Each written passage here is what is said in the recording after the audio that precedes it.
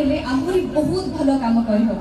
AD भाषण के दौनी केवल मो मनर कथा आपण मान को कहिबी आ गोटे कथा कहिबी आपण मान को अनुरोध करबी